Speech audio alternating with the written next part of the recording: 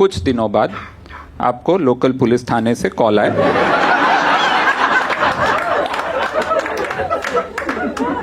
कि आप ये कहाँ गए थे।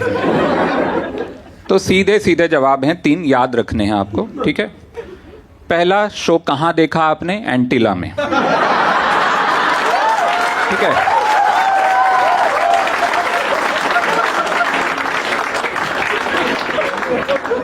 दूसरा, कॉमेडियन कौन था? समय रैना था, ठीक है। वो स्केच हो सकता है दिखाएंगे, मेरा नहीं, आपने देखा ही नहीं, उसको पता नहीं। समय रैना जैसे बोलना, घुंघराले बाल थे, ऐसे चेक वाला शर्ट था वो अपने आप, बाकी उनको भी पता, बहुत देखे उन्होंने उसके वीडियो। तीसरा सवाल आएगा, अच्छा जोक्स किसके बारे में थे? बोलना है राहुल गांधी के बारे में। उसके बाद आपकी भी छुट्टी, मेरी भी, कोई उसके बाद किसी को कोई परेशान नहीं करेगा। ये 3 जवाब आपको याद रखने हैं। समझ गए हैं आप कॉन्टेक्स्ट सेटिंग? बेसिकली कॉमेडी बड़ा मुश्किल काम है। Comedy is very very difficult right now in India, because comedy का डायरेक्ट कंपटीशन है रियलिटी से। हम 6 दिन लगा के जोक लिखते हैं, पता चलता है कल शाम हो गया, कर दिया किसी ने, एज इट इज वो जोक मेरा न्यूज में आ गया, जो मैं सोच रहा था जोक है। जब ये शो मैंने शुरू किया था, नथिंग मेक सेंस, ये जो सोलो है, जो आज इसका आखिरी शो है, 2 साल से 1.5 साल से मैं कर रहा हूँ। मैंने पिछले साल जनवरी में शुरू किया था दिल्ली में, और दिल्ली में जब पहला शो मैं करने वाला था, मैं 6 जोक मुगलों पे लिख के ले गया था कि मैं शो शुरू करूँगा मुगल जोक्स पे, just to be safe, you know. But उसी दिन आया न्यूज़ में कि मुगल डिलीट हो गए हिस्ट्री टेक्स्ट बुक से। स्टैंडर्ड 10th की हिस्ट्री टेक्स्ट बुक से मुगल हटा दिए इन्होंने, हैं ही नहीं, मुगल एग्जिस्ट ही नहीं करते, never existed. What do you mean by Mughal? Do you mean muggle? Harry Potter चल क्या रहा है?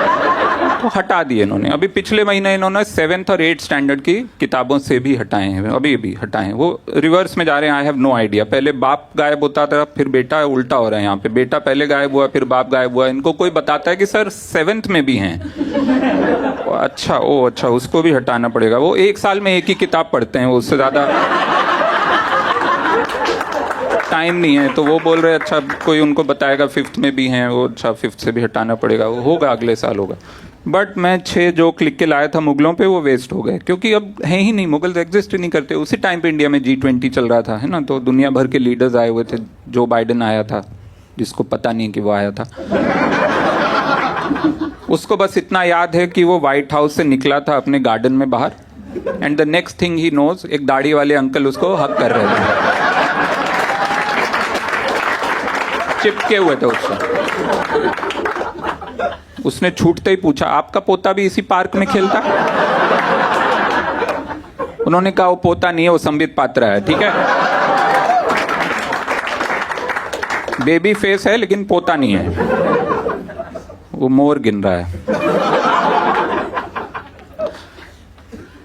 तो उसी टाइम पे मैक्रोन, बहुत सारे दुनिया भर के लीडर आए थे। Macron the only premier in the world, जो कि उस देश का प्रीमियर भी है और उस देश का बिस्किट का भी नाम है, तो आई डोंट नो, अजीब है, बट ठीक है। खैर, वो आए थे, वो सब आते हैं तो सबको हम लोग ताजमहल दिखाने ले जाते हैं, क्योंकि एक वही ढंग की चीज़ है हमारे पास। तो गए वहाँ पे और उन्होंने पूछा होगा भाई ये किसने बनाया है, क्या है, तो उनको बताना पड़ा कि UPPWD के एक इंजीनियर थे, श्रीवास्तव साहब। उन्होंने बिजली विभाग का दफ्तर बनवाया था, इसलिए इसमें 4 मीनारें हैं, उससे 4 फेज ABCD निकलते हैं, आगरा के 4 हिस्सों में बिजली जाती है यहाँ से। 1526 में पानीपत की पहली लड़ाई में इब्राहिम लोदी को हरा के इंडिया में श्रीवास्तव डायनेस्टी आई थी। करीबन 300 साल उन्होंने राज किया। 1857 में क्वीन विक्टोरिया आई, श्रीवास्तव साहब को ऐसे पकड़ी, मुंह दबाई, बोले बिया हो गया तुम्हारा?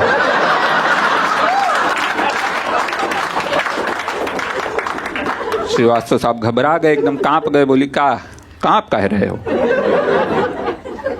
केकरा के घर के हो?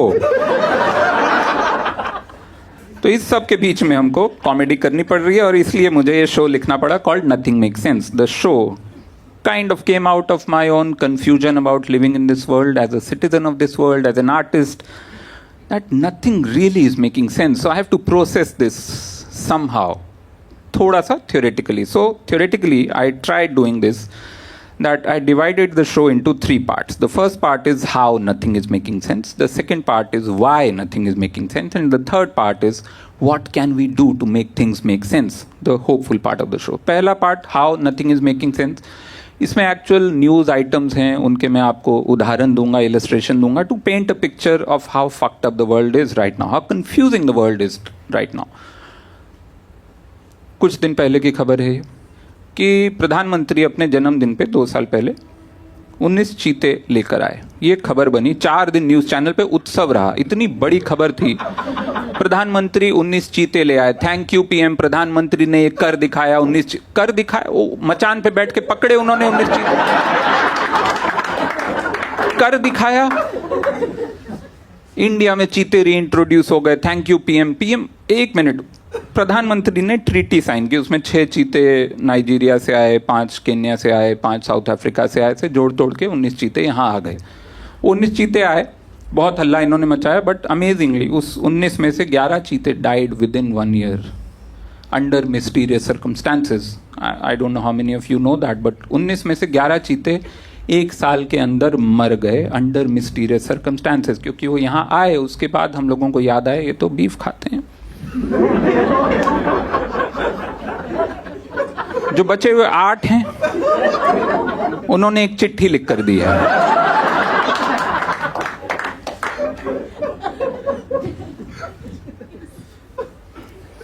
प्रिय महामानव, वी नो आप हमसे बहुत प्यार करते हैं और बड़े प्यार से हमें इंडिया लाए हैं. वी ऑल्सो नो आप सांस्कृतिक कारणों की वजह से हमें नॉनवेज खाना नहीं दे पा रहे हैं, लेकिन प्लीज रोज रोज नाश्ते में फाफड़ा जलेबी, नकली चिकन फ्लेवर पाउडर छिड़क के देना बंद करो. हम चीते हैं, चूतिए नहीं. और कल लंच में जो थेपले के साथ आम का छुंदा देने वाले हो, उसमें 25-25 ग्राम जहर की पुड़िया डाल देना. हमने देख ली इनफ दुनिया, और देखने का मन नहीं. योर बिलवेड नाइजीरियन चीते.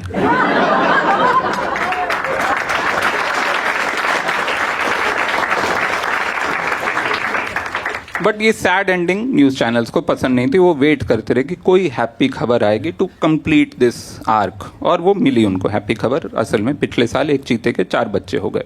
ओहो, पिछली बार 4 दिन का उत्सव था, इस बार 7 दिन का उत्सव चला न्यूज चैनल पे. सुबह से शाम एक चीते के 4 बच्चे हो गए, मिशन सक्सेसफुल. एक चीते ने 4 बच्चे दे दिए. Congratulations PM. हैं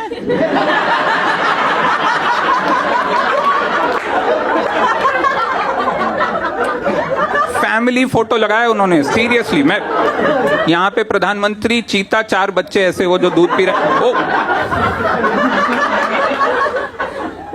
हस्बैंड चीता, वो न्यूज देख के सेल्फ डाउट में आ गया. वो न्यूज चैनल की वजह से इस समय सिर्फ हमारे फैमिली व्हाट्सएप ग्रुप पे झगड़े नहीं हो रहे हैं, चीता चीती की मैरिटल लाइफ में डिस्कॉर्ड आ चुका.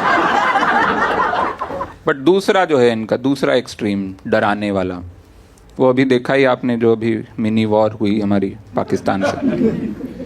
उसमें इन्होंने तो, अर्नब ने कराची जीत लिया था, अंजना ओम कश्यप लाहौर जीत चुकी थी, इस्लामाबाद हम लोग जीतने ही वाले थे कि ट्रंप ने रात को 3 बजे ट्वीट कर दिया कि सीज फायर हो गया.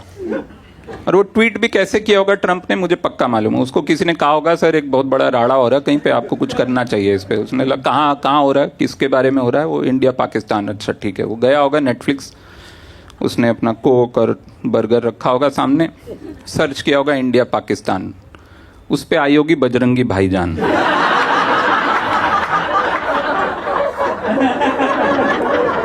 उसने वो फिल्म देखी, उसने बोला ये तो अच्छे लोग हैं, ट्वीट कर देता हूँ. एक चलता रहता है. लेकिन एक और बड़ी वॉर चल रही है इंडिया और पाकिस्तान के बीच में, डिप्लोमेटिक वॉर. ठीक है, जो डिप्लोमेसी के लेवल पे चल रही है, जो काफी अंडर द रडार चली गई, बहुत लोगों को नहीं पता है. But everything I am going to tell you now is fact. Okay, you can fact check it later. This is happening for the last few years. It's still happening probably as we speak. Pakistan में जो Indian embassy है, जहाँ पे हमारा India enclave है, जहाँ हमारे ambassador रहते हैं, बाकी IFS ऑफिसर रहते हैं, हमारा स्टाफ रहता है, वहाँ का एक पूरी कॉलोनी टाइप है. वहाँ पे इंडियन एम्बेसडर के घर रात को 3 बजे कोई जाता है, चुपके से घंटी बजाता है और भाग जाता है. हमारे एम्बेसडर गुस्से में उठते हैं, बाहर आते हैं, देखते हैं साला कौन था, कोई था, परेशान करके चला गया है। वापस अंदर जाते हैं, फ़ोन करते हैं यहाँ पे इंडिया में अपने दोस्त को कि ये फिर साला कोई आया था, घंटी बजा के दिमाग ख़राब करके चला गया, नींद उड़ा दी साले ने। यहाँ पे इंडिया में कोई ऑफिसर जाता है पाकिस्तान एम्बेसी, जहाँ पे पाकिस्तान के एम्बेसडर रह रहे हैं, पाकिस्तान के एम्बेसडर के घर रात को 3:30 बजे घंटी बजाता है और भाग जाता है। 2 fucking न्यूक्लियर पावर्स घंटियां बजा बजा के लड़ रहे हैं। महात्मा गांधी का वेट ड्रीम पूरा हो रहा है स्वर्ग से।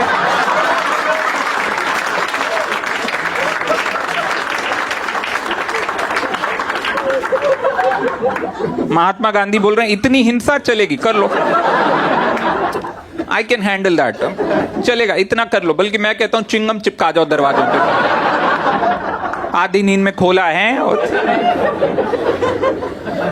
ये हो रहा है।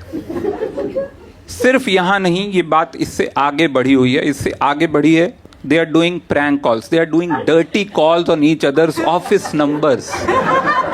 पाकिस्तान के जो एम्बेसडर हैं दिल्ली में, उनके ऑफिस में रात को दोपहर को 3 बजे वर्किंग आवर्स में 3 बजे फोन आता है, लैंडलाइन पे उठाते हैं, उधर से आवाज आती है, मुंह मिलेगा क्या? तो बोलते हैं नहीं। अगर ये बॉलीवुड फिल्म होती तो वो बोलते नहीं जनाब।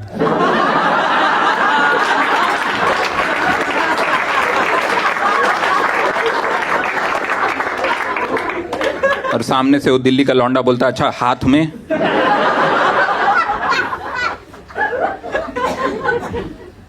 ये इस सरकार का नरेगा है मेरे ख्याल से। ये जो लड़के दिल्ली में जो सड़क पे थार में लड़के घूम रहे हैं, उनको बोलते हैं कि एक कॉल का 500 रुपया मिलेगा। कुछ नहीं, बस इतना बोलना, मुंह मिलेगा क्या? बोल रहे तो मैं फ्री में कर देता। आई don't know what's the next step. क्या करेंगे? ISBT दिल्ली का जो बस अड्डा है उसके बाथरूम में लिख के आएंगे सेक्स के लिए कॉल करें, नीचे पाकिस्तान एम्बेसी का landline number Munira. I don't no. इस सब के बीच में हम कॉमेडी कर रहे हैं, इसलिए बड़ा मुश्किल है। But why have we come to this place? The second part of the show, what went wrong? I think a lot of things, probably everything went wrong in the last decade. दुनिया भर में the rise of climate crisis, उसकी वजह से xenophobia, उसकी वजह से capitalistic industrial complex, जिसकी वजह से कुछ लोग बहुत अमीर हो गए, कुछ लोग बहुत गरीब हो गए, rise of right wing governments around the world, everything is connected. But one thing specifically about India which I want to talk about because it is kind of self-implicating is the failure of Indian liberals. Indian liberals have kind of drop the ball. हम सब जो है ना, Indian liberal जो हैं, वो दुनिया के सबसे ज़्यादा लेजी लिबरल हैं। हम लोग परफॉर्मेटिव हैं, लिबरल्स नहीं है, बड़ा सुंदर सा वर्ड दिया है परफॉर्मेटिव। तो हम लोग ना परफॉर्म करते हैं लिबरल होना। बाकी दुनिया भर के जितने लिबरल हैं वो चाहते हैं कि दुनिया और लिबरल बने। इंडियन लिबरल चाहता है कि दुनिया देख ले कि हम कितने लिबरल हैं। सो ये जो छोटा सा फ़र्क है, राइट विंग बड़े अच्छे से एक्सप्लॉइट करते हैं। उनको पता है कि इंडियन लिबरल जो है वो पॉइंट्स कमाना चाहता है, वो दिखाना चाहता है। तो सुबह से शाम हम इजी पॉइंट्स कमाना चाहते हैं, इसलिए हमारी ज़्यादातर लड़ाइयाँ हम इंटरनेट पे लड़ते हैं। हम चाहते हैं कि अच्छा हम सुबह कोई बॉयकॉट ट्रेंड को कर दें सपोर्ट, शाम को हम कोई change.org पे पिटीशन साइन कर दें। बहुत हुआ तो बहुत हुआ। इंडियन लिबरल बहुत मेहनत करता है तो एक यूकेलेले खरीदता है और उस पे हम देखेंगे कि 4 कॉर्ड सीख लेता है, कहीं भी बजा देता है। LA वाइल्ड फायर पे एक मेरा दोस्त, हम देखेंगे बाजार में, हाँ देख ही सकते हैं यहाँ से। तो इंडियन लिबरल जो है वो बहुत बेसिक चीज़ों में उलझा हुआ है। राइट विंग ये समझ गया है इंडियन लिबरल की लेजीनेस। तो वो हमको चीज़ें फेंकते रहते हैं कि बेटा आज ये बॉयकॉट कर दो, आज इसको सपोर्ट कर दो। इधर उधर हम उलझे हैं, अजीब चीज़ें वो बॉयकॉट भी करते हैं। उन्होंने सर्फ एक्सेल बॉयकॉट किया, एक डिटर्जेंट पाउडर, बेसिकली एक chemical with a chemical form. उन्होंने बोला ये गलत है, एंटी हिंदू है ये सर्फ एक्सेल। क्यों किया? क्योंकि एक 50 सेकंड की ऐड आई थी टीवी पे, होली की ऐड थी सर्फ एक्सेल की। आजकल नैरेटिव एड्स आ रही हैं, एड्स में कहानी है, क्योंकि फिल्में तो बना नहीं पा रहे, तो सोच रहे हैं यहीं अपना फिल्मगिरी निकाल दें, थोड़ा कहानी इसमें बनाते हैं, फिर सर्फ बेच देंगे साइड में। तो वो ऐड थी सर्फ एक्सेल की, कहानी नुमा। उसमें एक कहानी थी एक होली के दिन एक 8 साल के बच्चे को मस्जिद जाना है नमाज पढ़ने। एक 12 साल की बच्ची उसको अपनी साइकिल पे बिठाती है, गलियों के बीच में से बच्चों रंग वंग फेंक रहे हैं उसके बीच में से बचाती हुई उसको मस्जिद के गेट पे ड्रॉप करती है। वो सीढ़ियाँ चढ़ता है, बाय बाय बोलता है, यहाँ से बाय बाय बोलती है, दाग अच्छे हैं, सर्फ एक्सेल। इतना ऐड था। इस ऐड पे राइट विंग ने इल्ज़ाम लगाया ये लव जिहाद को प्रमोट कर रही है। 12 साल की बच्ची, 8 साल का बच्चा, simple journey from home to the mosque, they called love jihad को प्रमोट कर रही है। Basically any act of kindness of people between two religions, they are saying love jihad। अगर कल को आपकी गाड़ी पलट गई, आप नाली में गिर गए, कोई आपको बचाने आया, मतलब शादी करना चाहता है शायद, कीचड़ में लिथड़े हुए आदमी से शादी करना चाहता है इसलिए बचा रहा है। वो पूछेगा, निकालने से पहले शादी करेगा, आपने मना किया तो मर नाली के कीड़े, you deserve to be there. ये love jihad, their own definition. जब हिंदू लड़कियां हिंदू लड़कों को छोड़कर मुस्लिम लड़कों से शादी करती हैं तो होता है लव जिहाद। अगर हिंदू लड़कियां एक 50 सेकंड का डिटर्जेंट का ऐड देखकर हिंदू लड़कों को छोड़ रही हैं तो शायद प्रॉब्लम हम में है। We need to have a hard look in the mirror and ask ourselves कि मुझ में ऐसी क्या कमी है कि मेरी शादी 2 हफ्ते बाद आरती से होने वाली थी, आज सुबह सुबह आरती का फोन आ गया, हेलो वरुण ऐसा है ना, अभी मैं ना कुल्ला करते करते टीवी चैनल फ्लिप कर रही थी, वो बीच में कोई डिटर्जेंट का ऐड आया, अब मैं ना अल्ताफ से शादी करूंगा।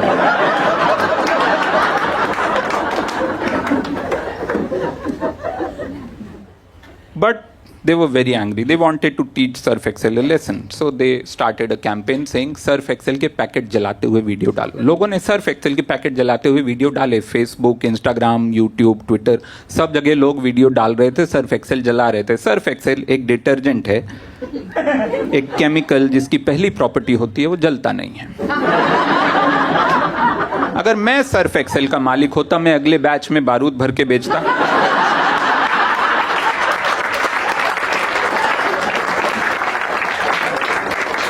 जलाओ साले, देखने मजा तो आए।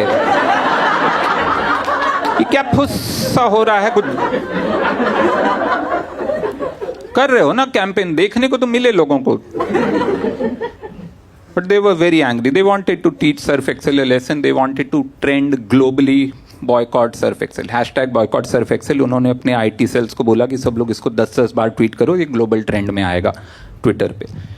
बाई चांस उनके एक IT सेल कॉल में हैशटैग बॉयकॉट सर्फ एक्सेल में सर्फ वर्ड ड्रॉप हो गया, hashtag boycott Excel Microsoft Excel की लग गई। True fucking story. 24 घंटे के अंदर गूगल प्ले स्टोर पे माइक्रोसॉफ्ट एक्सेल की रेटिंग 4.2 से 2.2 आ गई। इमेजिन बिल गेट्स वहां बैठा हुआ अपनी ग्लोबल मार्केटिंग टीम के साथ बोल रहा, भोसड़ी के समझाओ ये हुआ क्या ये।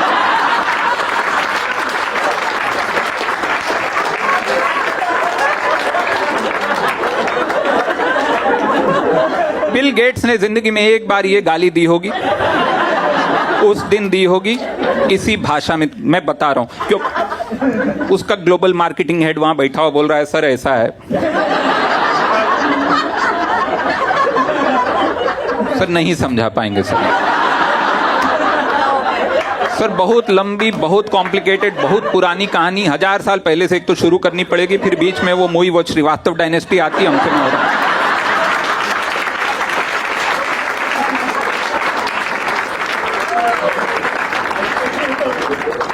सर भूल जाओ, छोड़ दो, ऐसे भी माइक्रोसॉफ्ट एक्सेल कोई सॉफ्टवेयर है, 907 लिखो, 9 जुलाई लेता है चूतिया सब, छोड़ दो, भूल जाओ। सर पावर पॉइंट, विजुअल का जमाना, पावर पॉइंट पे खर्चा करो, पावर पॉइंट आगे बढ़ाते हैं। और वो उसको बोल रहा है बिल गेट्स की, देखो ऐसा है, जाके पहले चेक कर लो मार्केट में पावर पॉइंट नाम का कोई डिटर्जेंट ना हो, फिर वो भी हम हटाते फिरें, यही करेंगे जीवन भर। But they succeeded, they actually had Surf Excel delete the ad, put an apology, और वो माफ़ी मांगी। उन्होंने बोला हाँ गलती हो गई हमसे भैया, हमको थोड़ा पता था ऐसा सब। वो ऐड मैंने यूट्यूब पे ढूंढा, सर्फ एक्सेल ने हटाया हुआ था, बट वो जिसने हटवाया था उसके चैनल पे था, तो उसने लिखा है ये हमने हटवाया, तो मैंने वहाँ देखा। तो काफी सपोर्टिव लोग हैं, अच्छा है। बट उनका हौसला बढ़ा, वो आगे बढ़े, उन्होंने बोला और किसी को बॉयकॉट करेंगे। फिर उन्होंने पकड़ा लाल सिंह चड्ढा। लाल सिंह चड्ढा आ रही थी फिल्म, बड़ी फिल्म थी, उन्होंने कहा भाई इसको भी गिरा देंगे तब तो अपना बहुत महिमा हो जाएगी। तो उन्होंने आमिर खान को पकड़ लिया। लाल सिंह चड्ढा क्यों पकड़ा? क्योंकि आमिर खान ने एक बार एक बात कही थी बहुत पहले। He had said, "My wife doesn't feel safe in India." एक लाइन कही थी उसने, बहुत पहले कही, इतनी पहले कि अब वो उसकी वाइफ भी नहीं रही। But they don't care about these nuances. They were like, नहीं कहा था भाई। मैंने कहा कि हाँ यार बात तो कहा था, लेकिन पॉइंट ये है कि यार एक सेंटेंस किसी ने कहा, एक लाइन कही थी। Actually I went back and check the interview, it was only exactly that one line, my wife doesn't feel safe in India, and after that interview went somewhere else. But he did say that and I was like, एक line कही है, उसके बदले में किसी की 3 घंटे की फिल्म, कई सालों की मेहनत तुम बोल रहे हो बॉयकॉट कर दो। How unfair is that? And then I saw the trailer of the film.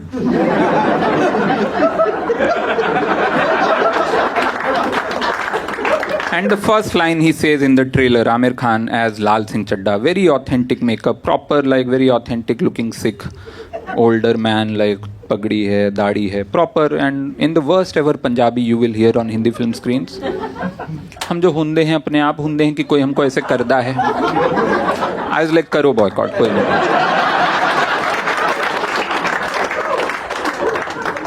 कभी कभी एक लाइन बहुत होती है पूरी फिल्म बॉयकॉट करने के लिए।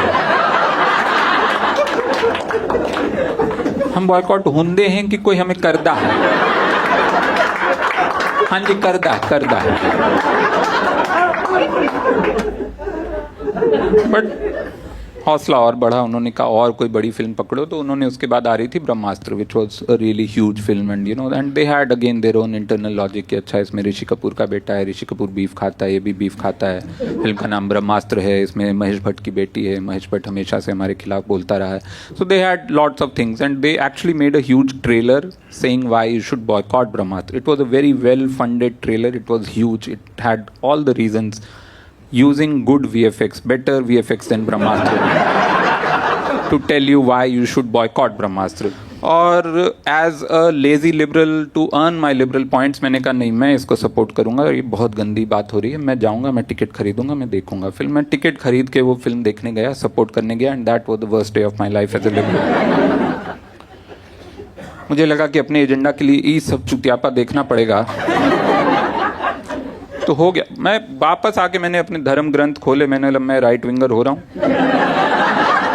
ये सब नहीं देख पाऊंगा मैं। भाई साहब क्या डायलॉग थे, मतलब it was supposed to be a fantasy superhero film with like gravity and all. उसके बीच में एक लाइन आती है, सुपर हीरो खुद बोल रहा है, लाइट एक रोशनी का नाम है जो हम सबके अंधेरों से बड़ी है। क्या? बनाना एक केले का नाम है जो हम सबके एप्पल से बड़ा है, ये तो वही हुआ। कुछ हुआ? कोई लॉजिक है? कुछ भी बक के निकल जाओगे क्या? और सबसे ज्यादा मुझे दुख ये हुआ कि आधे घंटे की फिल्म देखने के बाद मुझे समझ आया ये उनके एजेंडा की फिल्म थी, हमको बॉयकॉट करनी थी, उनको देखनी थी, वो बॉयकॉट किए, हम देखा है, साले चूतिया बन गए, धोखा हो गया हमारे साथ।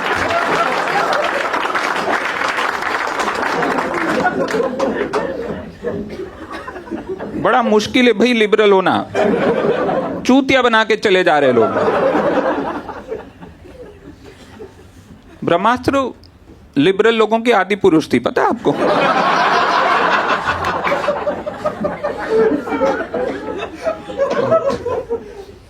But another problem with Indian liberals, a bigger problem I would say, is they don't know how to talk. They talk in so much, complicated language, this jargon, very academic language. आप किसी को convince नहीं कर सकते अपनी ideology से जब को आपकी बात समझे ही नहीं। समझना पड़ेगा ना। देखो होल क्या है, एक in a very ideal non violent scenario, आप या तो सामने वाले को अपनी बात से कन्विंस कर लो या वो आपको अपनी बात से कन्विंस कर ले। राइट विंग की जो भाषा है वो बड़ी सिंपल है, बहुत सिंपल इंस्ट्रक्शन बेस्ड भाषा है, पकड़ो तोड़ो मारो, सिंपल, सबको समझ आता है। हम लोग जब बोलते हैं तो उसमें सबऑल्टर्न भी है, उसमें सब कॉन्शियस भी है, उसमें सब टेक्स्ट भी है, उसमें सबवे का सैंडविच भी डाल देते हैं हम लोग बीच में। कुछ भी हो रहा है तो वो बड़ा मुश्किल है समझाना, है ना। लिबरल आपने देखे होंगे, 4-5 लिबरल जब बैठे होते हैं वो मंत्रणा कर, वो कभी भी लिबरल एक दूसरे से ही सहमत नहीं हो पाते, सामने वाले को कैसे समझाओगे? वो छोड़ो, एक लिबरल अपने आप से पूरी जिंदगी सहमत नहीं हो पाता, ठीक है। कैसे मैं समझाऊंगा किसी को? मैं एक सिंपल एग्जांपल दूं आपको। अगर एक संतरा आप एक लिबरल को दे दो और वही संतरा आप 100 राइट विंगर्स को दे दो और बोलो कि आपका इस पे क्या ओपिनियन है, एक संतरे पे एक लिबरल कितने ओपिनियन निकाल सकता है? खट्टा तो है, मीठा भी है, मीठा तो है, खट्टा भी है। पर संतरा खा के कहीं मैं पेस्टिसाइड लॉबी को सपोर्ट तो नहीं कर रहा। तब तो ऑर्गेनिक खाना चाहिए, पर ऑर्गेनिक तो महंगा आता है, महंगे के लिए तो पैसे चाहिए, पैसे तो प्रिविलेज से आते हैं, प्रिविलेज कास्ट और क्लास लोकेशन से आता है। प्रिविलेज शब्द मुझे पता है, ये कितना बड़ा प्रिविलेज है।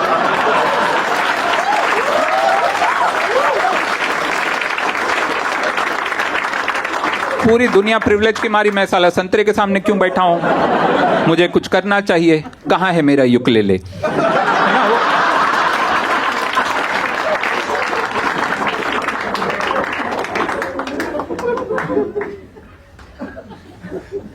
और वही संतरा आप 100 राइट विंगर्स को दे दो और बोलो कि आपका इस पे क्या ओपिनियन है, और सारे के सारे एक सुर में बोलेंगे, देख भाई खाना है तो खा, नहीं खाना मत खा। लेकिन ये कलर का बिकनी पहन के फिल्म में आए तो थिएटर जला देंगे, थिएटर।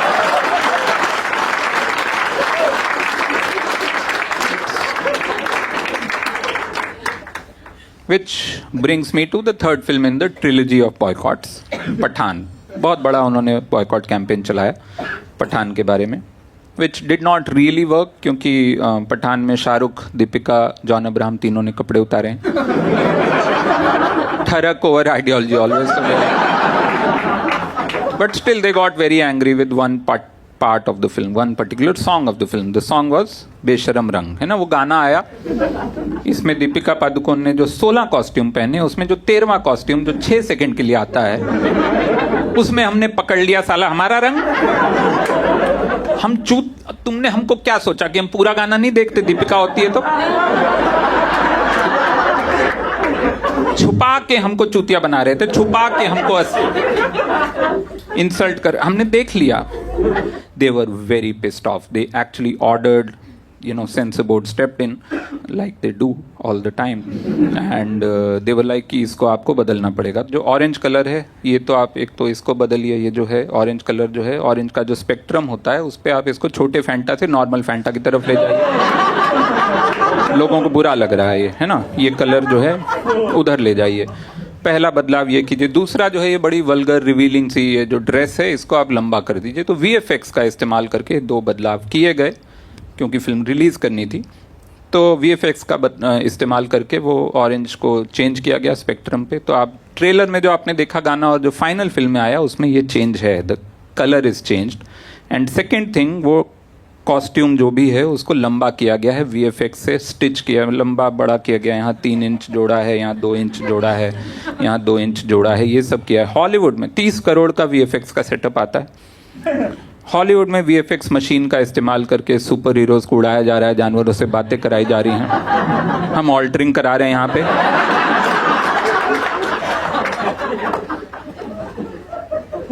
जो 30 रुपए में सड़क पे बैठा दर्जी करता है, वो मशीन ने उस रात आत्मदाह कर लिया।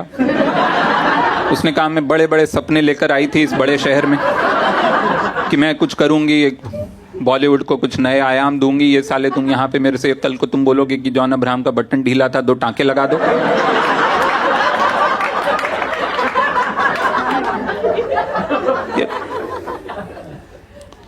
तो ये इस सब के बीच में दे केप्ट सेइंग, नहीं भाई ये जो है ना, this orange bikini, it's an attack on our culture, हमारी सभ्यता को खतरा है, हमारी सभ्यता खत्म हो सकती है इसकी वजह। They kept saying that actually.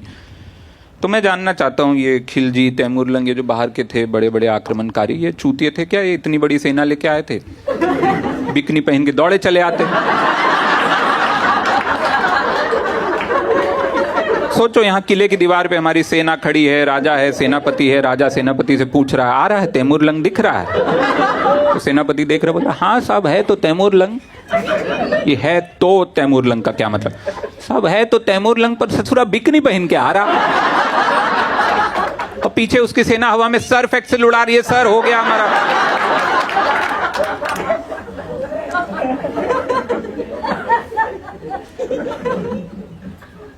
But the biggest problem with Indian liberals, I think, a genuinely real problem, is the savior complex.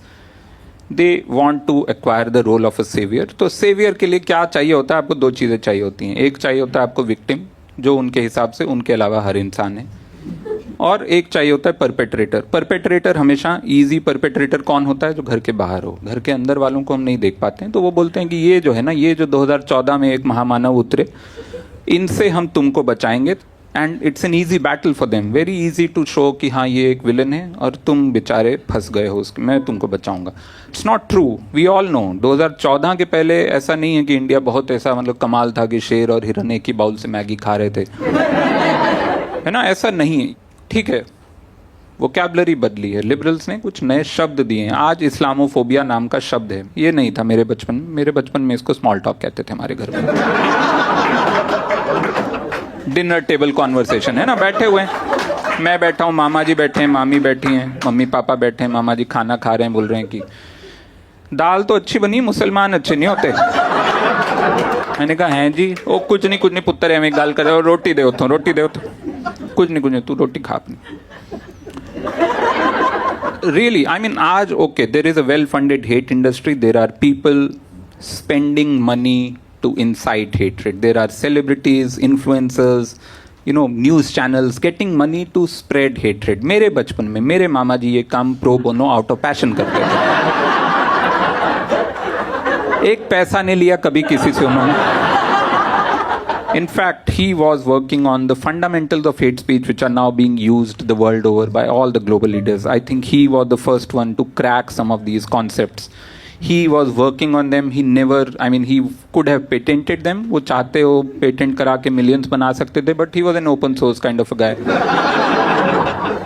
He was like, ले जाओ जिसको जो ले जाना है, हम तो फकीर आदमी हैं. He was like really a genius in that sense. मतलब मैं जब 13-14 साल का हुआ, अर्ली 90s की बात, मिड 90s की बात, मुझे बुलाया एक दिन उन्होंने. घर का नाम मेरा था आशु. आशु बात करनी तेरे से. मैंने कहा हाँ जी. आशु इधर आ, कोने में आ, एक ज़रूरी बात करनी, तेरी अब उम्र हो गई बताने की, बताना है मेरे को. मैंने कहा नहीं, वो रिंकू भैया ने बता दिया.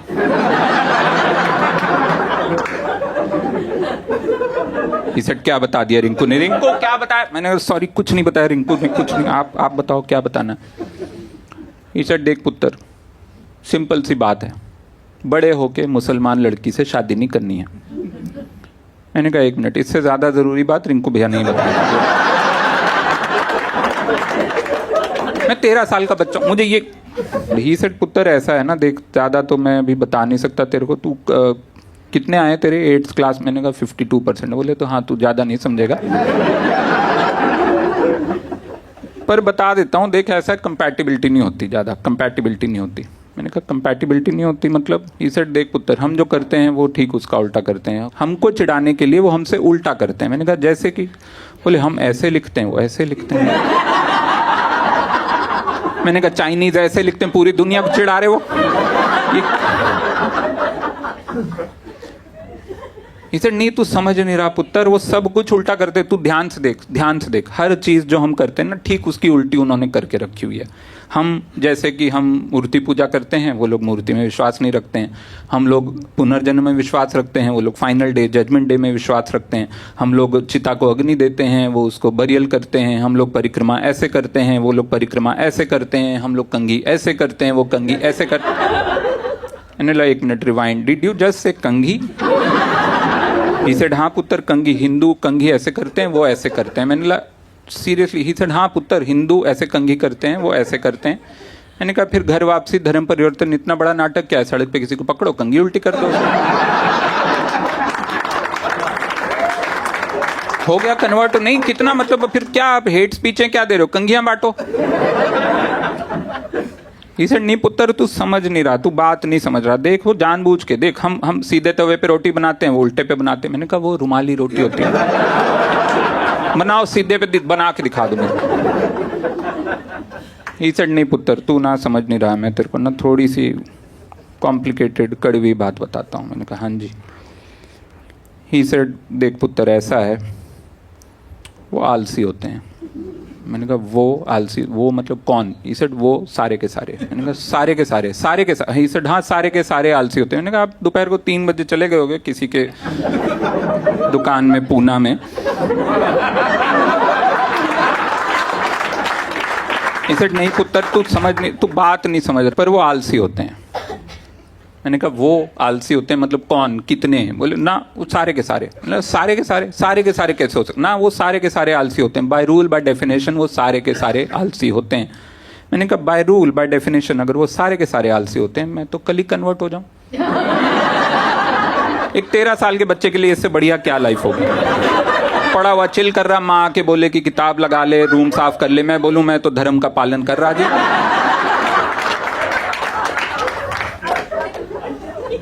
And much later in life I thought कि ये जो बोल रहे थे उस दिन उल्टा काम करते हैं, आलसी होते हैं, ये कहीं वो खुद ही कंफ्यूज तो नहीं, तो बंगालियों की बात तो नहीं कर रहे थे? आई नो कुछ बंगाली होंगे इस कमरे में भी, है कोई? I am sorry, I know but कौन तीन सीढ़ियां चढ़ के कौन लड़ने आएगा? बैठे रहोगे बहुत।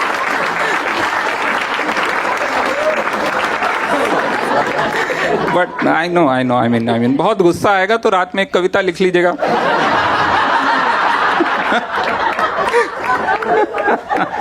आमी শুনেছি সেদিন তুমি নোনা বালি তীর ঝরে। আমি বাংলা শিখছি এখন। But yeah no he saw I was not convinced. He said देख पुत्र ऐसा मैं तेरे को एकदम कड़वी बात बताता हूँ, किसी को बोलना नहीं, मैंने तेरे को ये बोला बट ये सच है। मैंने कहा हाँ जी। ही सेड वो सारे के सारे डिसऑनेस्ट होते हैं, अनट्रस्टवर्दी होते हैं। मैंने कहा अगेन सारे के सारे? ही सेड यस सारे के सारे by rule by definition dishonest होते हैं। मैंने कहा आपकी दुकान पे टेलर मास्टर हैं 15 साल से असलम अंकल, वो डिसऑनेस्ट हैं। असलम को छोड़ के बाकियों की बात है। मैंने कहा ओके आपके बचपन के दोस्त हैं हुसैन अंकल, ईद पे आप उनके घर जाते हो, दिवाली पे वो आपके घर आते हैं, वो अनट्रस्टवर्दी। और नहीं यार हुसैन को बीच में कहाँ ला रहा है, उसको बचपन से जानता हूँ मैं, हुसैन और असलम को छोड़ के बाकियों की बात कर रहा, बाकी सारे के सारे। मैंने कहा एक मिनट, मोहम्मद रफ़ी के आप इतने बड़े फैन हैं, आप कहते हो किशोर कुमार से बेटर है, which I don't agree with, but Mohammed Rafi dishonest है? और नहीं पुत्र यार वो तो देशभक्ति के गाने गाता, भक्ति के गाने गाता, मन तरपत हरि दर्शन को आज उन्होंने गाया, कमाल का आदमी। मोहम्मद रफ़ी हुसैन असलम छोड़ के बाकियों की बात कर रहा हूँ। मैंने कहा आपने इतने सारे लोग आपने मुझे इंट्रोड्यूस कराया, आपकी वजह से मैं इनका फ़ैन हूँ। नुसरत फ़तेह अली खां, मेहदी हसन, गुलाम अली, उस्ताद बिस्मिल्लाह खां, अल्लाह रखा खां, जाकिर हुसैन, कितने मैंने नाम गिना दिए। सेड यार तू बीच में कहाँ इनको ला रहा है, इनको छोड़ के बाकियों की बात कर रहा हूँ। मैंने कहा मल्होत्रा अंकल आपके दोस्त जो आपके 4 लाख लेके भागे हुए वो।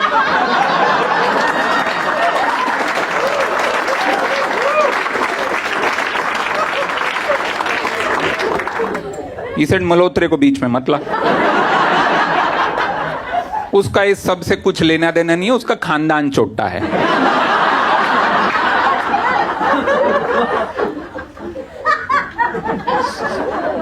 So I figured the rule of hate speech he was working on very nicely, very subtly, right? मतलब वो जो आज 101 hate speech है, which is confirmation bias and guilt by association, ये सब पे वो काम कर रहे थे। which is basically दूसरे धर्म का कोई आदमी बुरा है तो न सिर्फ वो अपने धर्म की वजह से बुरा है, बल्कि उसके धर्म के बाकी लोग भी बुरे हो जाते हैं बाय एसोसिएशन। अपने धर्म का कोई आदमी बुरा है तो उसका धर्म से कुछ लेना देना नहीं है, उसका खानदान चोटा है।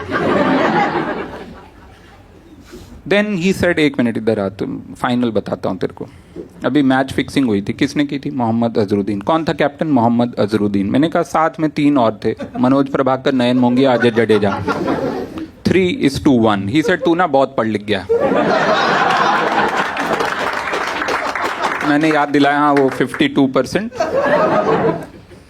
but probably enough to demolish your arguments, but also full disclosure, sad disclosure, this conversation did not exactly go like this. मैंने जो अपने हिस्से आपको बताए हैं वो सब मेरे इमेजिनेशन में हैं, उनके जो हिस्से हैं वो पूरे के पूरे सच हैं, वो सब हुआ था। everything he said, including कंघी, including तवा, including उर्दू ऐसे लिखते हैं, हिंदी ऐसे, everything he said. And I was 13 at that time. I did not have the vocabulary, awareness, and above all courage to stand up to a patriarch, a beloved patriarch, a good patriarch, right? मुझे नहीं पता था मैं क्या बोलूँ. And that's one sad part of my life, that I never, brought him to a comedy show and performed this set in front of him. That would have been amazing. I really want to do that, but now I can't. He's no more, and that's one sad part I'll probably carry all my life. But unfortunately for him, he passed away in 2014.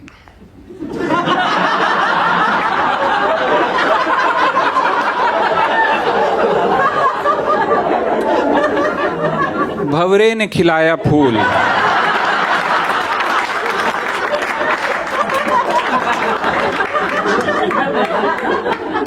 फूल को ले गए महामानव. That's life.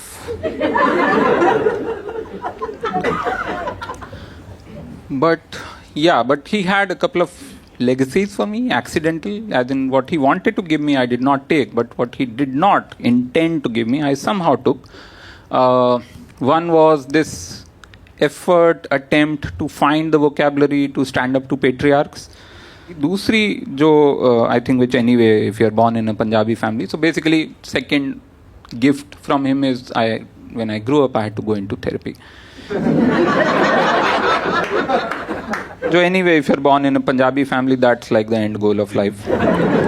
क्योंकि पंजाबियों का ना trauma से एक बड़ा स्पेसिफिक सा रिलेशनशिप है, बहुत कॉम्प्लिकेटेड है. बाकी किसी भी आई डोंट नो रीजन का मैं नहीं जानता हूँ, बट पंजाबियों का बहुत अजीब सा एक रिलेशनशिप है ट्रॉमा के साथ. क्योंकि जब हम लोग वहाँ से आए, मेरे नाना नानी जब आए गुजरांवाला से 1947 पार्टीशन के टाइम पे, जब उनको पता चला कि ये हो रहा है और आपको यहाँ से उठ के जाना है, there is one imaginary line, one imaginary border, beyond that there is an imaginary land and you have to go there.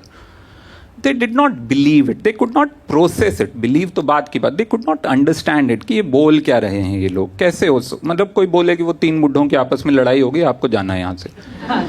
तो अगर कोई 1000 साल से वहाँ हो, जहाँ उनकी ज़मीन हो, जहाँ उनके पुरखे हों, जहाँ उनका कल्चर हो, यादें हों, सब कुछ हो, अचानक से आपको कोई बोले कि भाई उठ के यहाँ से आपको जाना है, और एड्रेस भी नहीं दिया गया. ये नहीं बोला गया है कि आपको ऐसा है जी अम्बाला में रेलवे रोड पे प्लॉट नंबर 35 पे जाना है. No, you just have to get up and leave and fuck off, basically, literally. They did not understand it. They were the last family to leave that village. वानकी नाम का गांव था. ज़्यादातर लोग जो थे वो 15 अगस्त के आसपास उसके 4-5 दिन में चले गए थे.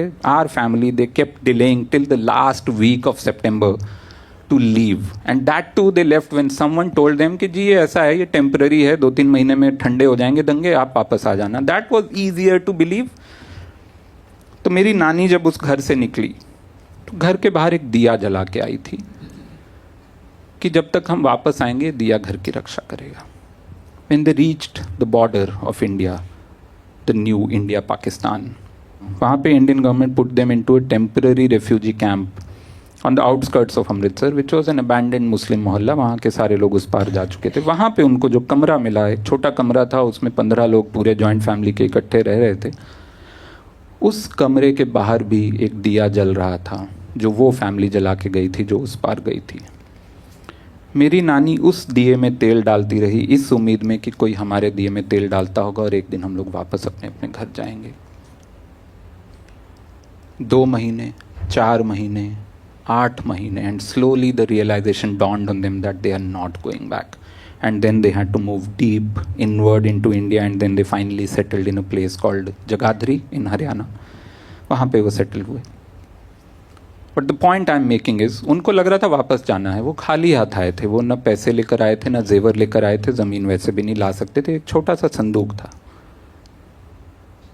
एक संदूक था और एक दिया था जो इधर भी जल रहा था उधर भी जल रहा था. एक संदूक था जिसमें बच्चों के कुछ कपड़े थे, बूढ़ों की कुछ दवाइयाँ थी, शायद रास्ते में चाय और बिस्किट का सामान होगा, वो लेकर आए थे. पर एक और चीज़ बहुत बड़ी लेकर आए थे, accidentally but intangible, trauma. And somehow पंजाबियों को लगता है ये दादाजी की विरासत है, इसको खर्च नहीं करना है, इसको प्रोसेस नहीं करना है, इसको अपने पुत्र को देना है, उसको बोलना है अपनी बेटी को देना है, उसको बोलना है अपने बच्चे को देना है. ये हमारी ज़मीन से हमारा एक लौता रिश्ता है. एनू खर्च नहीं करना पुत्र, एनू सांभ के रखना है तिजोरी च तिजोरी किसी दिन बड़ा हैप्पी लगे थे काट के थोड़ा जा रगड़ के वापस अंदर, खर्च नहीं करना है। You have to preserve it, this is the only intangible connection no one can snatch away from you to your father's lands. And that's why this image of this happy-go-lucky Punjabi, it's a facade. It's not true. जो आपने देखे ना हमेशा खुश Punjabi, they are actually trying to drown out the noises in their head. इसलिए वो हमेशा इतना loud music सुनते हैं। कोई जरा सी नेगेटिव बात कर दो पंजाबी का, ओए म्यूजिक उच्चा करो। पंजाबी घरों में डिप्रेशन के दो ही इलाज हैं, चपेड़ और लिम्का। बहुत हो गया, ज्यादा हो गया, बहुत डिप्रेशन, लिम्का में नींबू डाल दो, हो गया, ठीक हो जा, कोई नहीं इंदा मूड है, 2 डकार आने ने ठीक हो जाना, कुछ नहीं होया हमें। Punjabis want to live in broad emotions, they want to live in really broad emotions, they want to always pretend they are happy। बच्चे का नाम हैप्पी रख देते हैं यार, गाल खत्म। Happy Singh, now you are happy forever पैंचो, Happy Singh. Now, can ever Happy Singh be sad? Happy Singh is sad. Doesn't make any fucking grammatical sense also. Happy Singh sad कैसे? Space time continuum फट जाएगा उस दिन। Happy Singh can never be sad. पंजाबियों पे अगर inside out का sequel बने, कोई उसमें वो 36 इमोशन नहीं होने वाले, एम्बैरेसमेंट, शेम, सैडनेस, कुछ नहीं भाई। हैप्पी, हॉर्नी, हंग्री, खत्म। ये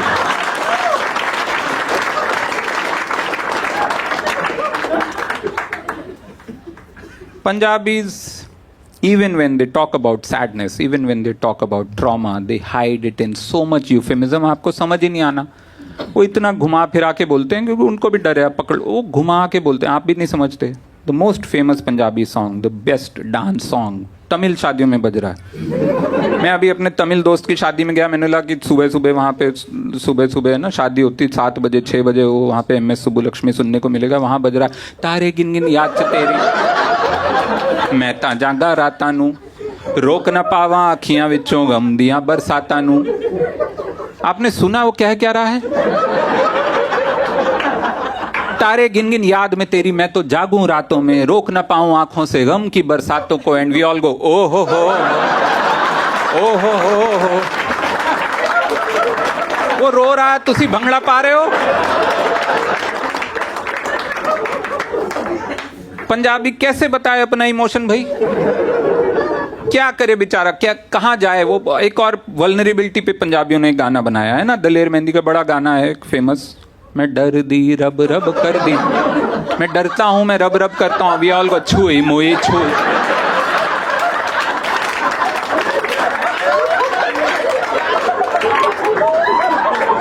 क्या करे पंजाबी, कहाँ बताए अपना ट्रॉमा, बाथरूम में जाके रोएगा बस अकेले, या स्टैंड अप कॉमेडी करेगा फिर।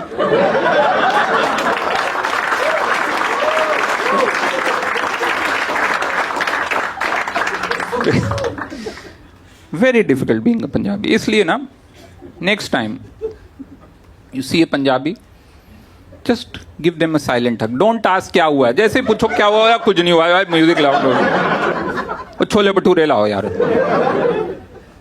तो just a silent hug and don't say anything, they'll understand that you understand. But Punjabi because of this living in broad emotions ना, वो बड़ा कंफ्यूज हो जाता है। बचपन मेरा बड़ा कंफ्यूज रहा, क्योंकि पंजाबी जो 3 बड़े ब्रॉड इमोशन है, बड़े इमोशन है, love, show off, pretence, Punjabi को लगता है एक ही है, इसमें तो फर्क नहीं है, क्योंकि वो घुसते नहीं नुआंस में। उनको लगता है जरा भी नुआंस में घुसेंगे ना किसी इमोशन के, पता नहीं उसके पीछे से कौन सी ट्रॉमा वाली मेमोरी आ जाएगी, पता नहीं पार्टीशन का कौन सा हिस्सा आ जाएगा, क्या पता। इसलिए पैसे को पैसा नहीं बोलते, पैसे को, इतने पैसे के झगड़े होते हैं। आपने देखा होगा, 2 अगर दामाद चले जाएं एक रेस्टोरेंट में, पंजाबी है ना, 2 बहनों के 2 पति चले जाएं, वहां जो नाटक होता है ना कि कौन पैसे देगा, वेटर डर जाते हैं। मैंने देखा है, एक बार वो वेटर आके बोला कि जी आप 9 बजे से लड़ रहे हो, 12 बज गए, हमको शटर गिराना है, आप बता दो कौन दे रहा, नहीं तो मैं खुद दे रहा हूं, मेरे को घर जाना। वो लड़े पड़े हैं पंजाबी, तो वो पैसे को पैसा नहीं बोलते, पैसे को प्यार बोलते हैं, जी प्यार दे रहे हैं ना, गिफ्ट में प्यार बोलते हैं वो। मैं 8 साल का था, एक आंटी आई घर पे, पंजाबी घरों में रिचुअल है, सब जगहों पे है बट पंजाबियों में थोड़ा ज़्यादा है कि आंटी आएगी तो बच्चे को पैसे दे के जाएगी। मेरी मम्मी उनके घर जाएगी तो जो छोटा बच्चा होगा उसको पैसे दे के जाएगी। बाकी घरों में भी होता है लेकिन ये 2 स्टेप प्रोसेस होता है, पैसे दिए और बच्चे ने ले लिए। पंजाबी घरों में ये hunger games level blood sport है, 5-6 इसमें स्टेप होते हैं, खून वून निकलता है लोगों का, क्योंकि सिंपल नहीं है। आंटी आई, आंटी ने मेरे को बोला आशो इधर आ। मैंने कहा हाँ जी, एक बात करनी है। मैंने कहा वो बता दिया मामा जी ने।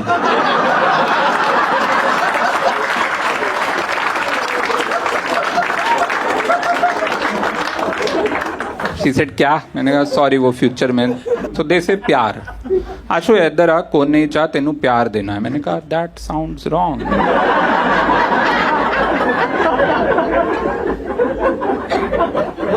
उन्होंने बटुआ खोला, उसमें 100 रुपए निकाले। मैंने कहा इसके लिए कर सकते हैं, कोई नहीं।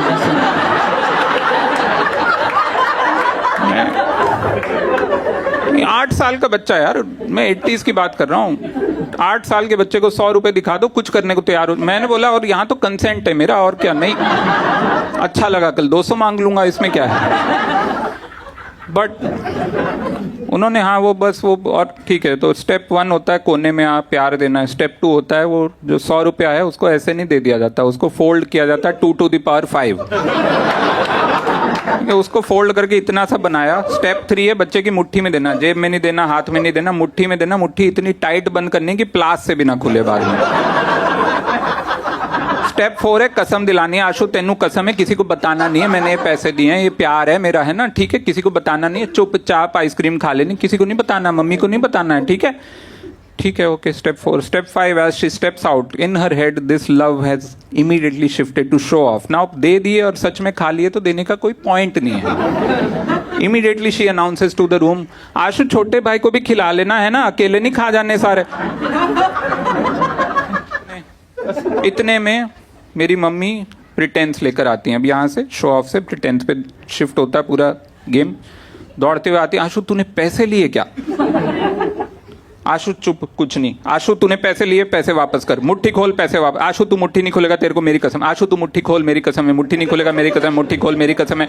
दोनों की कसमें महाभारत के तीरों टाइप टकरा रही हैं। 8 साल का आशु, मैं सोच रहा हूँ मुट्ठी खोलूं, आंटी मर जा, ना खोलूं, मम्मी।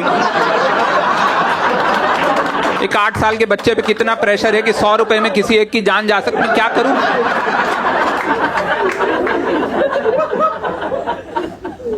मैं क्या करूं? क्या आंटी का सपोर्ट करने, अंकल आ गए मम्मी का सपोर्ट करने, पापा आ गए, 2 लोग मुट्ठी खुलाने की कोशिश कर रहे हैं, 2 बंद रखने की कोशिश कर रहे हैं, खरोचे लग रही मेरे को, किसी को कोई फर्क नहीं पड़ रहा। वहां मेरा छोटा भाई पीछे 5 साल का, उसने रोना शुरू कर दिया। उसको लग रहा है ये वो 5 रुपए की लड़ाई है जो कल मैंने और उसने मिलकर चुराए थे कुल्फी के लिए। वो चिल्ला रहा, भैया भैया को छोड़ दो, भैया को छोड़ दो, मैंने कहा था 5 रुपए चुराने के लिए। पापा ने पूरे गेम से स्ट्रैटेजिक टाइम आउट लिया, जाके एक थप्पड़ उसको पड़ा, एक मेरे को पड़ा। शर्म नहीं आती? पैसे चुराने, पैसे चुराने। मैंने कहा यार खोलने तो दो, 5 काट के 95 दे देना मेरे को, है।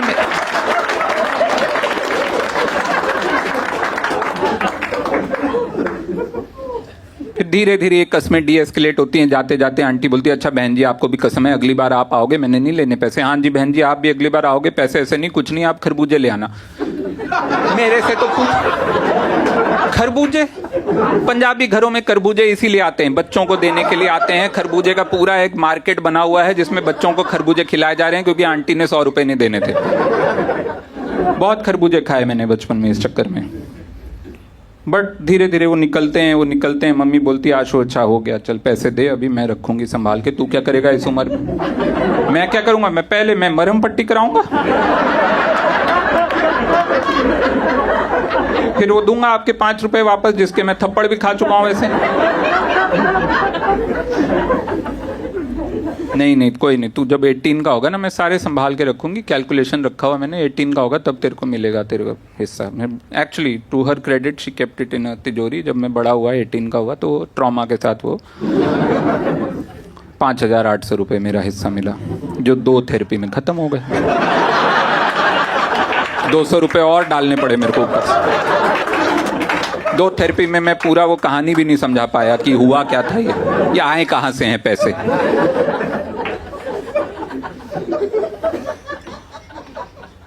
But that brings us to the final part of the show, the happy part of the show.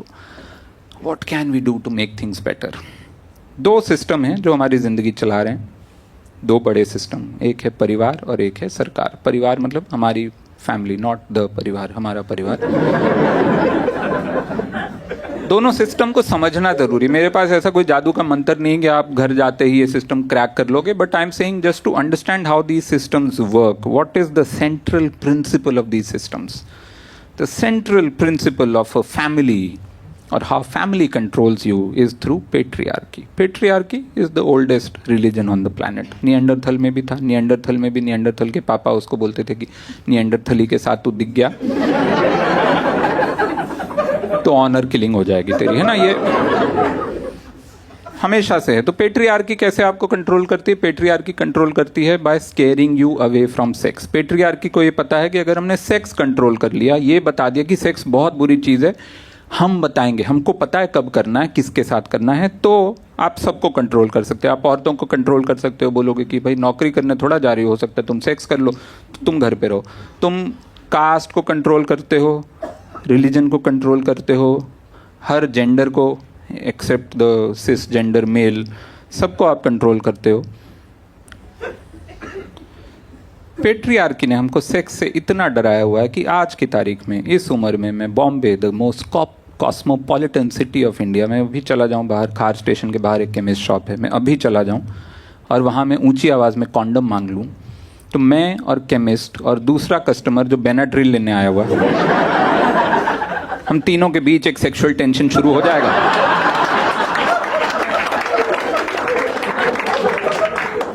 हर एक के दिमाग में बाकी 2 नंगे दिखने लगेंगे।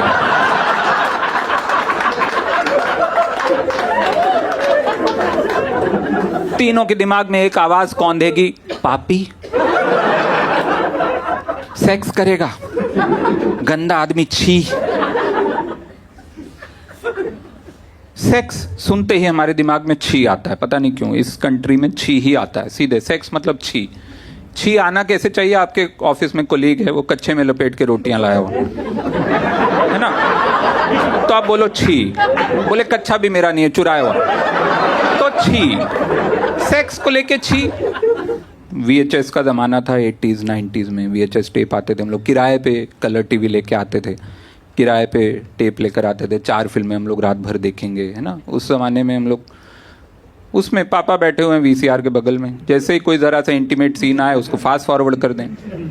ऐसा मेरा दिमाग फकअप हुआ कि जब when I had sex for the first time, my girlfriend told me you are going too fast. मैंने बोला यही देखा मैंने, तो यही स्पीड होती है। वो करते थे ना VHS, जिन लोगों ने भी देखा, I don't know, some a lot of Gen Zs here who don't know, but VHS में फास्ट फॉरवर्ड में वो विजुअल ऐसा वो चू चू चू चू आवाज आती थी। या वो तो फिर when my girlfriend told me कि यार talk dirty, मैंने बोला चू चू चू चू चू।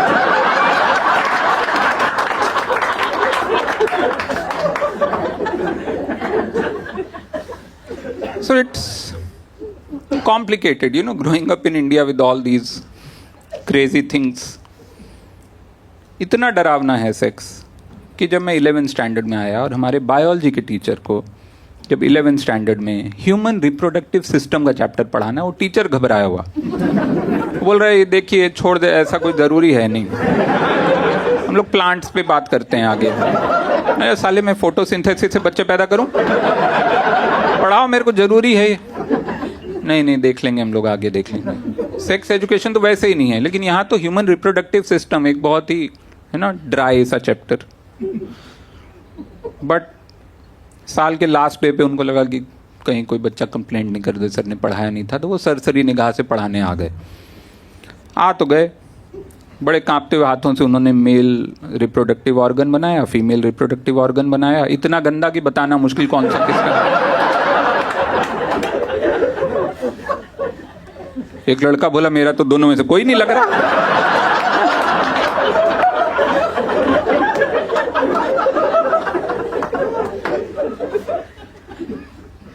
बहुत घबराए वो, बहुत ज्यादा। वो भाई पसीना वसीना छूट रहा है, पानी पी रहे हैं जैसे करण थापर को इंटरव्यू देने आए हो।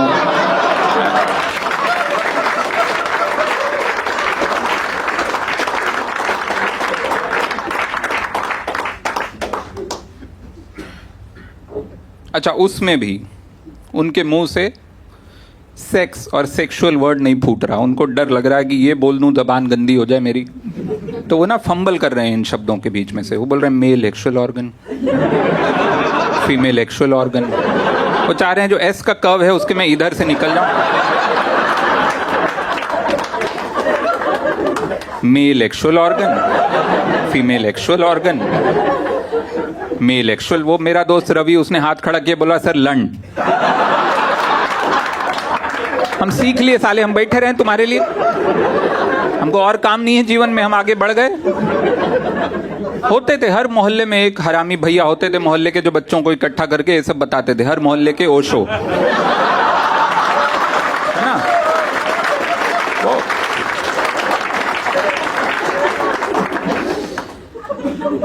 संभोग से समाधि तक कुछ पूछ लो, सही गलत, ज्यादातर गलत वो बता देते थे। उनसे हमने पूछ लिया भैया बच्चे कैसे होते हैं? बोले आशु जी इधर आओ, बहुत चंचल मन है तुम्हारा। काहे पूछ रहे हो? मैंने ऐसे ही भैया, वो कुछ तो सर ने कुछ हेक्सुअल और पता नहीं क्या बताया था।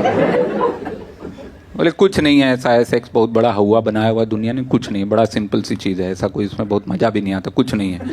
जब मेल ब्रेस्ट फीमेल ब्रेस्ट से टच होते हैं बच्चे हो जाते हैं। मैंने आंटियों से गले मिलना छोड़ दिया।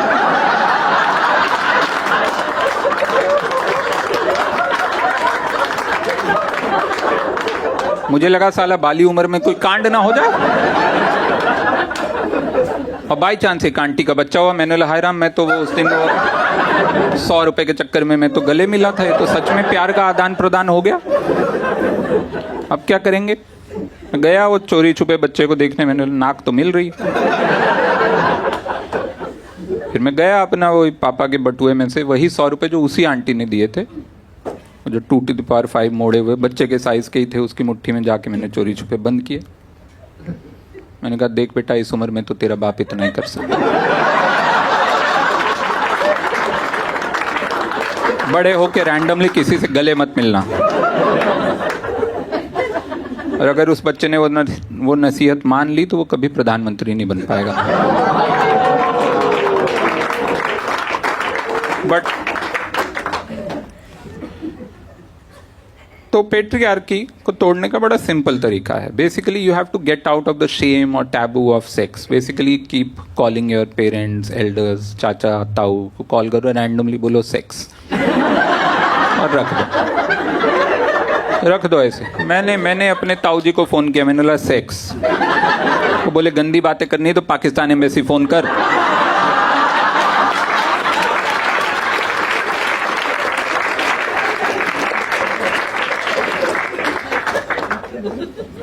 बट दूसरा सिस्टम ज्यादा कॉम्प्लिकेटेड है, ये फिर भी हम समझ सकते हैं। दूसरा सिस्टम जो है सरकार, गवर्नमेंट, वो वेगनेस पे चलता है।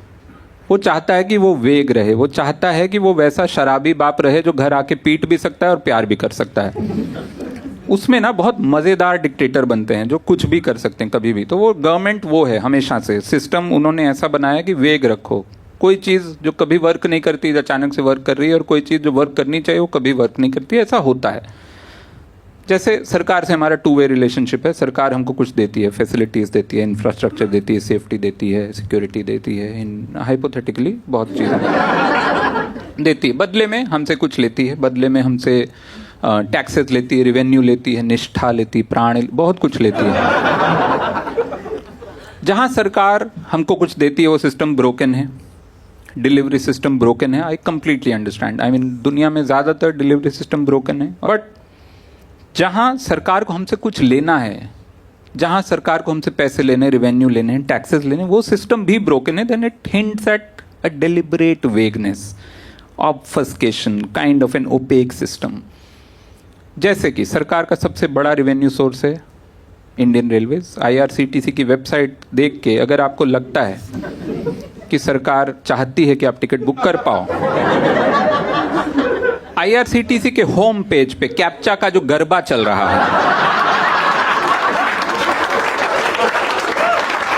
मैं कैप्चा, अरे मैं भी कैप्चा, अरे मैं भी तो कैप्चा भरो, बोलता मैं कैप्चा था ही नहीं, मैं तो ऐड था।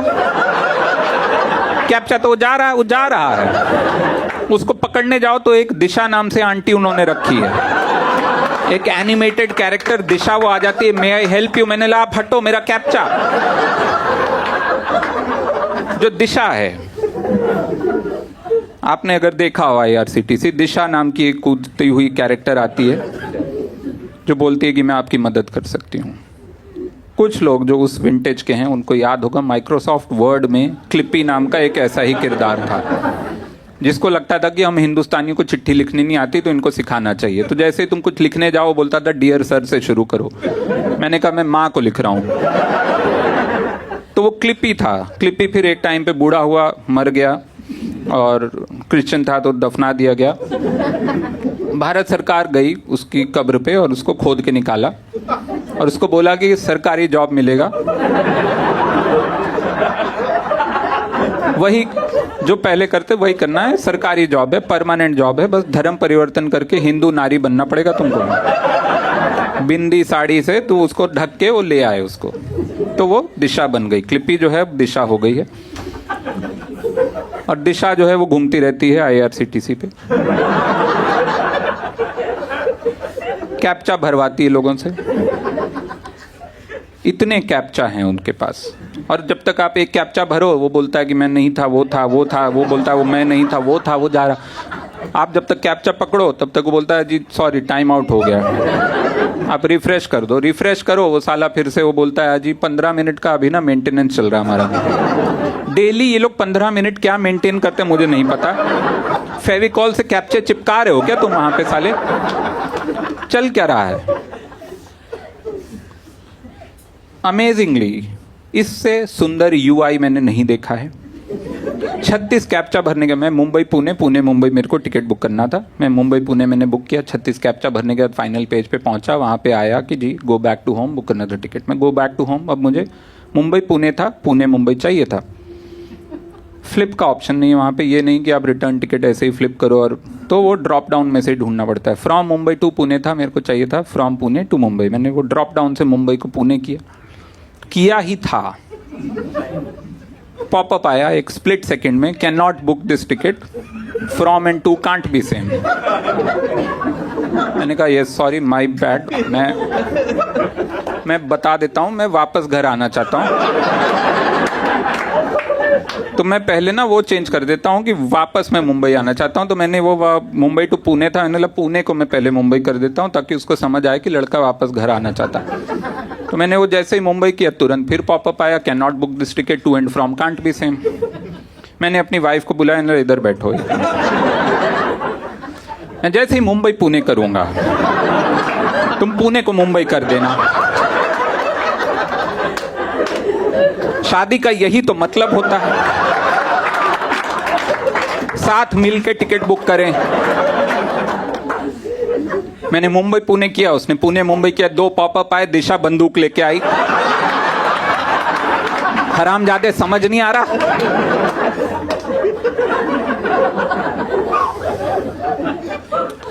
मैंने कहा ओके, हाइपोथेटिकली मान लीजिए दिशा जी, मान लीजिए हाइपोथेटिकली दुनिया में एक चूतिया है, एक पूरे ब्रह्मांड में एक चूतिया है हाइपोथेटिकली, जो मुंबई टू मुंबई बुक करने के आपको 1200 रुपए दे रहा। लो भोसड़ी लो,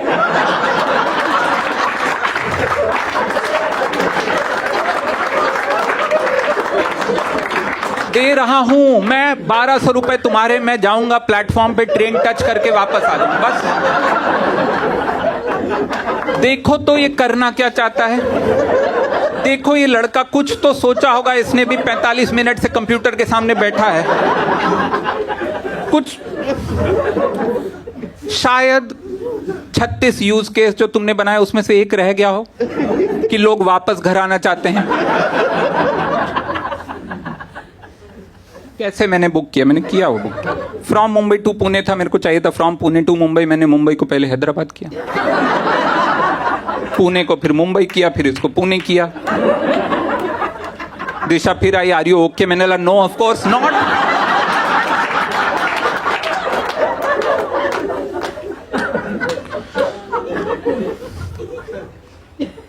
एक और ऐप है इनका, ये तो लॉन्ग डिस्टेंस है, यूटीएस नाम का ऐप है, जहाँ पे कुछ लोग इस्तेमाल करते होंगे शायद, है ना? यूटीएस, अनरिजर्व टिकटिंग सिस्टम, जो लोकल ट्रेन के लिए मुंबई में इस्तेमाल होता है और काफ़ी जगहों पे, जो भी आपको short distance train unreserved ticket चाहिए हो तो यूटीएस है।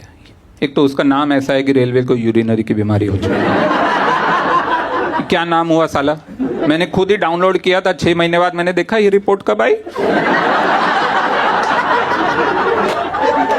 मुझे यूटीएस है।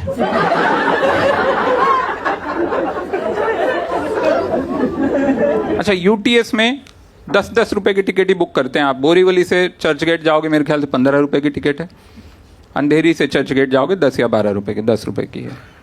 10 रुपए की टिकट के लिए उन्होंने इतने कमाल के इसमें सिक्योरिटी फीचर लगाए हैं कि कोई चुरा ना ले, कोई 10 रुपया ना चुरा ले भारत सरकार के खजाने से। फिर हम 5 ट्रिलियन कैसे बनेंगे? ऐसे ऐसे उन्होंने बैड फेथ डिजाइन एलिमेंट है उसमें, 2 कमाल के बैड फेथ डिजाइन एलिमेंट। अंधेरी से चर्चगेट मेरे को जाना है, अंधेरी स्टेशन पे मेरे को टिकट बुक करनी है, स्टेशन से 200 मीटर रेंज के बाहर होना पड़ेगा। क्यों? क्योंकि उनको लगता है कि अगर प्लेटफॉर्म पे ही टिकट अलाउ कर दिया तो जब टीटी मेरे को दिखेगा तब मैं बुक करूंगा, वरना मैं नहीं करूंगा। वरना मैं 10 रुपए बचाने के लिए मैं जॉन अब्राहम हो जाऊंगा धूम का। टीटी मेरी तरफ आ रहा है स्लो मोशन में, मैं खट खट खट टिकट बुक करूंगा, धूम धूम आए ऑन फायर। हेलो, क्या लगा था तुमको? 200 मीटर रेंज के बाहर होना है, लेकिन बहुत दूर नहीं हो सकते, 400 मीटर के अंदर होना है। क्यों? Second safety mechanism, bad faith. उनको लगता है बहुत दूर टिकट अलाउ कर दिया तो मैं जब टीटी को देखूंगा मेरे पास टिकट नहीं है, मैं अपने दोस्त को फोन करूंगा जो दिल्ली में बैठा है कि जल्दी से टिकट बुक करके भेज, टीटी मेरी तरफ आ रहा, स्लो मोशन में धूम का गाना शुरू हो चुका, जल्दी भेज। वो व्हाट्सएप पे भेजेगा, मैं फिर दिखाऊंगा धूम धूम। 200 मीटर के बाहर होना है, 400 मीटर के अंदर होना है, मैं टिकट नहीं बुक कर रहा हूं, मैं चक्रव्यूह तोड़ रहा हूं यहाँ पे। हो ही नहीं सकता है, बताओ साले, मैं क्या सड़क पे इंची टेप लेके चलूं? मैं पैदल आ रहा हूं अंधेरी स्टेशन की तरफ, भैया पान वाले प्लीज पकड़ लो मेरे को, 25 मीटर रह गया, समझ नहीं आ रहा। पता नहीं क्यों ये भारत सरकार के सारे ऐप, कोई भी ऐप आपको घर वापस नहीं जाने दे रहा। चाह क्या रहे हैं ये लोग? यूटीएस और मुश्किल हो जाता है इस्तेमाल करना जब मैं मेट्रो से आ रहा हूँ। मैं वर्सोवा में मेट्रो से चढ़ता हूँ, मैं चाहता हूँ कि मेट्रो से मैं अंधेरी स्टेशन उतरूँ और सीधे लोकल ट्रेन ले लूँ और मेरे को टिकट विंडो पे ना जाना पड़े जहाँ बहुत लंबी लाइन होती है, या वो जो ऑटोमेटिक टिकट का उन्होंने जो बूथ बनाया है, देखा होगा आपने वो बूथ जिसमें अंधेरी टच करो तो अंबरनाथ आता है। इतना आराम से वो टिकट प्रिंट करता है, मुझे लगता है अंदर अंकल बैठे हैं जो चाय पी रहे हैं, बोला हाँ कोई नहीं, करो करो, घूमो घूमो घूमो, हम दे रहे हैं। सच में एक बार मुझे सच में ऐसा लगा कि उधर से हाथ दिया था, क्योंकि मैं टिकट वेट कर रहा हूँ इधर से आएगा, किसी ने इधर से मेरे जेब में डाला। तो मैं नहीं चाहता उस मशीन का सामना करना, मैं चाहता हूँ कि मैं मेट्रो में बैठूं। इसीलिए बनाया गया है वो ऐप कि आपको विंडो पे ना जाना पड़े, आप मेट्रो में बैठे बैठे मैं टिकट बुक करके इधर दौड़ते हुए उतर जाऊं और प्लेटफॉर्म से भाग जाऊं। अब गेम ये है कि वर्सोवा जो पहला स्टेशन है जहाँ से मैं चढ़ता हूँ वो 400 मीटर के बाहर है, दूसरा स्टेशन डीएन नगर 400 मीटर के बाहर है, तीसरा स्टेशन आज़ाद नगर 400 मीटर के बाहर है। जब मेट्रो मेरी आज़ाद नगर से अंधेरी की तरफ जा रही है और वो सोनी मोनी इलेक्ट्रॉनिक के ऊपर से गुजरती है तो 400 मीटर का रेंज शुरू होता है। 200 मीटर बाद जब यही मेट्रो जय हिंद वड़ा पाव के ऊपर से गुजरती है तो ये रेंज खत्म हो जाता है। 200 मीटर का ये सफ़र मेट्रो 5 से 7 सेकंड में पूरा करती है। इसमें मुझे टिकट बुक करना और इसमें इस ऐप में एक हरामी ओटीपी भी आता है। 6 सेकंड में भारत सरकार का कौन सा ओटीपी आया है? मैंने कोविड की सेकंड वैक्सीन फर्स्ट वैक्सीन के ओटीपी से लगवाई थी, पता है?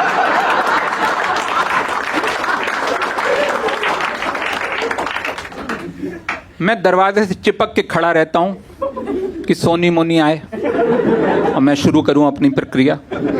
एक दिन मेरे मुंह से ऐसे ही निकल, सोनी मोनी। डर गया, बगल में जो खड़ा हुआ था बोला कूदेगा। मैंने बोला नहीं, टिकट बुक कर, टाइम मत वेस्ट करो, मेरा हर सेकंड कीमती है। बहुत बार मैंने ट्राई की, नहीं होता, वो 6 सेकंड में होता ही नहीं है। मैं या तो रेंज के बाहर होता हूँ या बोलता है आप तो स्टेशन पे आ गए जी, अब आप बाहर भागो। फिर मैं बाहर जाता हूँ, फिर मैं अंधेरी स्टेशन से निकल के जहाँ पे फोटोकॉपी की बड़ी बड़ी दुकान है उसके भी पार जाके वहाँ पे मैं बुक करता हूँ, फिर आता हूँ इधर। ये करना पड़ता है। मैं अक्सर हर बार मैंने ट्राई किया, सैकड़ों बार। एक दिन ऐसा हुआ कि मैंने बोला आज मैं सारे ऐप बंद करूँगा। मैंने वॉलेट में 2000 रुपये भरे 10 रुपये की टिकट के लिए। तो मैंने किया और खट से वो बाई चांस OTP आया और हो गया बुक। उस रात अपन 2 बजे तक दारू पिया।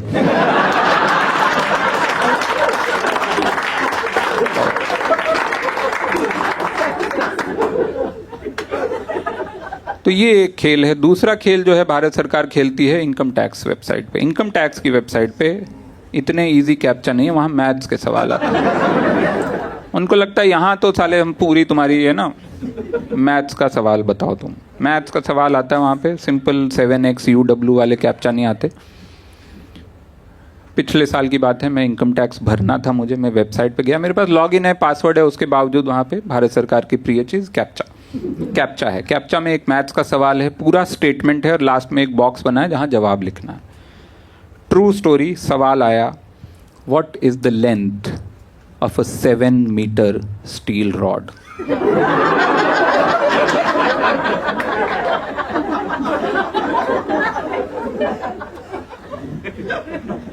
मैं बाथरूम में गया, मैंने बाल्टी भरी,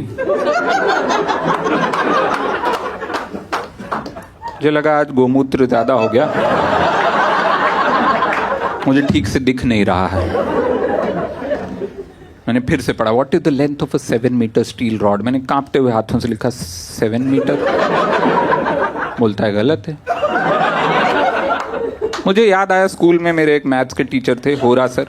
तो बोलते थे अगर क्वेश्चन में यूनिट लिखा हो तो आंसर में यूनिट लिख के टीचर का टाइम नहीं वेस्ट करना चाहिए। तो मुझे लगा हो सकता है होरा सर की इनकम टैक्स में कैप्चा की जॉब लगी हो। तो मैंने 7 लिखा। मैंने बोला होरा सर आई रिमेम्बर। बोलता है गलत है। मैंने फिर सेंटीमीटर में कन्वर्ट किया, मुझे हो सकता है एप्टीट्यूड का सवाल हो। मैंने लिखा 700 सेंटीमीटर। बोलता है गलत है। मैंने इंच में कन्वर्ट किया। बोलता है गलत है। मैंने अपने पापा को फोन किया, पापा फरलांग नाम का यूनिट चलता था आपके टाइम पे, 7 मीटर कितने फरलांग होते हैं? पापा बोले फिर गंदी बातें कर रहा तू, रख।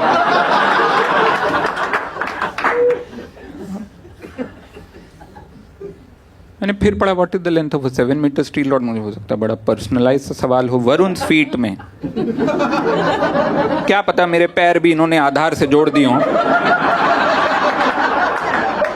7 मीटर की स्टील रॉड कितनी होती है? गलत है। रिफ्रेश करने का ऑप्शन था, वो क्वेश्चन बदल सकते हैं आप, अगला कैप्चा आ जाता है, अगला सवाल आ जाता है। लेकिन मैं IIT गया हूँ, मेरा ईगो नहीं अलाउ कर रहा था। ये चूतिए सवाल से हार, मैंने बताऊंगा, रुक मैं बताऊंगा। मैंने फिर पढ़ा what is the length of a 7 metre steel rod. Steel क्यों कह रहा है ये?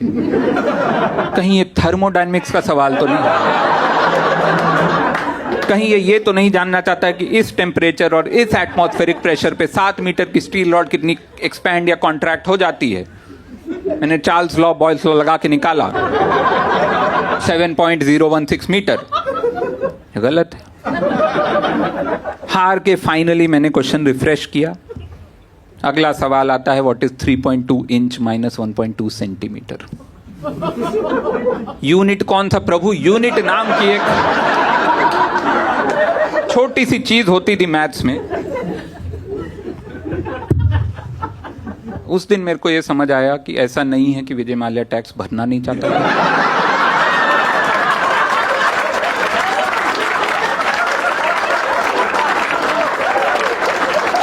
वो भर नहीं पाया। वो 7 मीटर की स्टील रॉड अपनी गांड में डाल के चला गया लंदन।